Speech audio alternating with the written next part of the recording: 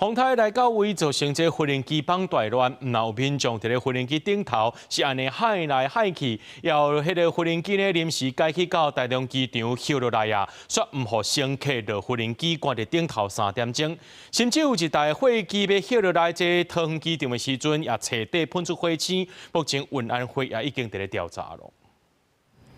晚起一台准备降落的飞机飞到一直险，机长想要落地，无奈试了后也是无成功，只好放弃。因为洋流风台影响，桃园机场13出现强阵风，影响航班的降落。亲像成宇航空有班机4架要降落，桃园机场无成功，今来当转降台中。中央航班的班机嘛有伫咧外海一直飞，到尾转降松山机场，过程哪亲像得坐大怒神。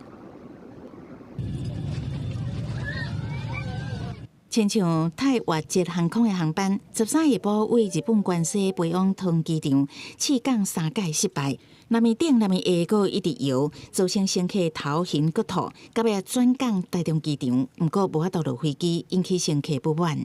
有人想要飞回桃园吗？没有，没有，对不对？他们说是机长决定不让我们下的。旅客原机等待无法度落飞机，停留3点外钟。甲尾伫代理航班的公司甲移民署等单位协调，互旅客落飞机，安排专车接驳送到桃园机场。可否转降国内其他机场及旅客可否下机，均由航空公司向航空站申请。后续证照查验、动植物及人员检疫、货物检查，各主管机关均配合办理。专家指出，因为飞机若是要转降到美容机场，会产生乘客真大甲交通的问题，入境嘛有真侪行政程序都要处理。